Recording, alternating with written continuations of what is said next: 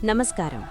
ఈరోజు మనం ప్రపంచవ్యాప్తంగా ఆనందంగా జరుపుకునే రంగుల పండుగ హోలీ వెనుక ఉన్న అసలు పురాణ కథను పూర్తిగా తెలుసుకుందాం. హోలీ అంటే కేవలం రంగులు చల్లుకోవడం కాదు. అది ధర్మం అధర్మంపై గెలిచిన రోజు, భక్తి అహంకారాన్ని జయించిన రోజు, మరియు వసంత ఋతువును ఆహ్వానించే పండుగ. ఇప్పుడు మనం వేల సంవత్సరాల క్రితం జరిగిన ఒక అద్భుతమైన కథలోకి ప్రయాణిద్దాం. పురాతన కాలంలో హిరణ్యకశిపుడు అనే రాక్షసరాజుండేవాడు. అతను తీవ్రమైన తపస్సు చేసి దాదాపు చావురాని వరం పొందాడు. అతన్ని మనిషి చంపలేడు, జంతువు చంపలేడు. పగలు కాదు, రాత్రి కాదు, ఇంట్లో కాదు, బయట కాదు, ఆయుధంతో కాదు.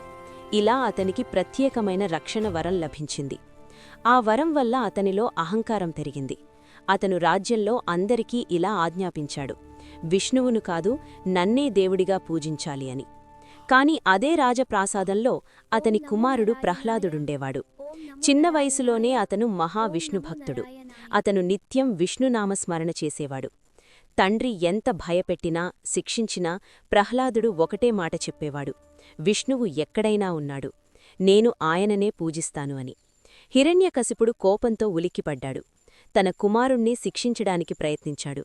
కొండమీదనుంచి తోసించాడు, ఏనుగులతో తొక్కించాడు, విషమిచ్చాడు. అయినా ప్రతిసారీ ప్రహ్లాదుణ్ణి విష్ణువు కాపాడాడు.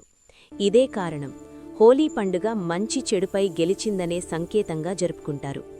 హిరణ్యకశిపునికి హోలిక అనే చెల్లెలుండేది. ఆమెకు అగ్నిలో కాలిపోని వరముండేది. రాజు ఆజ్ఞాపించాడు: ప్రహ్లాదుణ్ణి ఒడిలో కూర్చోబెట్టి అగ్నిలో కూర్చో అని. పెద్ద అగ్ని వెలిగించారు. హోలిక నమ్మకంగా అగ్నిలో కూర్చుంది. కాని ఆమె తన వరాన్ని దుర్వినియోగం చేసింది. అప్పుడు అద్భుతం జరిగింది. ఆమెకు రక్షణ ఇచ్చే దివ్యవస్త్రం ఎగిరి ప్రహ్లాదుణ్ణి కప్పేసింది. హోలిక కాలిపోయింది. ప్రహ్లాదుడు మాత్రం విష్ణునామస్మరణ చేస్తూ సురక్షితంగా బయటపడ్డాడు. అందుకే హోలీకి ముందు రోజు హోలికా దహనం చేస్తారు. ఇది చెడును దహనం చేయడాన్ని సూచిస్తుంది. ఇంకా కోపంతో హిరణ్యకశిపుడు ప్రహ్లాదుణ్ణి అడిగాడు: నీ దేవుడెక్కడున్నాడు? ఈ స్తంభంలో ఉన్నాడా? ప్రహ్లాదుడు ప్రశాంతంగా అన్నాడు: అవును, ఆయన ఎక్కడైనా ఉన్నాడు. అప్పుడు హిరణ్యకశిపుడు స్తంభాన్ని కొట్టాడు. ఆ స్తంభం నుంచి నరసింహ అవతారం వెలిసింది. అర్ధ మనిషి, అర్ధ సింహం రూపంలో విష్ణువు. హిరణ్యకశిపుని వరం ప్రకారం అతన్ని మనిషి కాదు, జంతువు కాదు, చంపలేరు. అందుకే నరసింహుడు సంధ్య సమయంలో, అది పగలు కాదు, రాత్రి కాదు, గడపపై, అది లోపల కాదు, బయట కాదు, తన గోర్లతో, అది ఆయుధం కాదు, హిరణ్యకశిపుణ్ణి సంహరించాడు. ఈ విధంగా ధర్మం విజయం సాధించింది. మంచి చెడుపై గెలిచింది. కాలక్రమంలో ఈ విజయం వసంత ఋతువు పండుగతో కలిసింది. ఉత్తర భారతదేశంలో కృష్ణుడు మరియు రాధ కథ కూడా దీనికి చేరింది. చిన్నప్పుడు కృష్ణుడు తన నల్లని వర్ణం గురించి బాధపడ్డాడు. అప్పుడు యశోదమ్మ ఇలా చెప్పింది: రాధ ముఖంపై రంగు వెయ్యి అని. అలా ప్రేమతో రంగులు చల్లుకోవడం ఆనవాయితీగా మారింది. అందుకే ఈరోజు మనం ఒకరిపై ఒకరు రంగులు చల్లుకుంటూ ఆనందంగా జరుపుకుంటాము. హోలీ పండుగ ఫాల్గుణ మాస పౌర్ణమి రోజు, అంటే ఫిబ్రవరి మరియు మార్చ్ మధ్య జరుగుతుంది.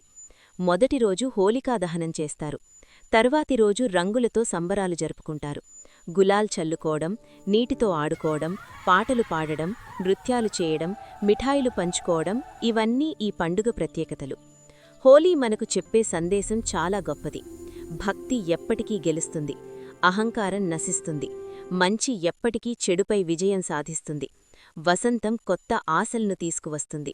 అగ్ని నుంచి ఆశ పుట్టిన రోజు, భక్తి అహంకారాన్ని జయించిన రోజు, రంగులతో ఆనందం పంచుకునే పండుగ, అదే హోలీ. ధన్యవాదాలు.